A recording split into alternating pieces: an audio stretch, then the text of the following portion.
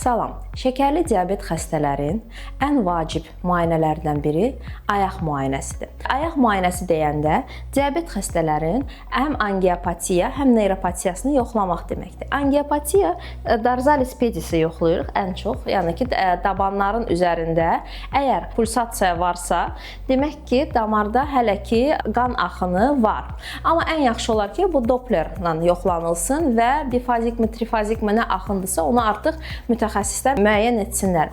Neyropatiyanı müəyyən etmək üçün kamertonla biz yoxlayırıq. Kamerton neyropatiyanı ayaqda olan sinir keçirəcəyini yoxlayırıq biz bu cihazla. Burada demək əsas vacib olan nöqtələr var. O nöqtələrə biz yaxınlaşdıraraq bu cihazı bilirik ki, sinir keçirəcəyi nə qədər qalıb. Bəzi xəstələrdə corab tipində, bəzi xəstələrdə diz oynağından aşağıya qədər sinir yeyilməsi olanda biz neyropatiyanı aşkarlayırıq. Əgər pasiyent bu vacibi nöqtələrdə titrəməni hiss eləyirsə, demək ki, hələ ki sinir keçiriləcəyi normaldır. Əgər pasiyent bu məqama qədər hiss eləmirsə, biz deyirik ki, sinir hüceyrələri corab şəklinə qədər yeyilmişdir.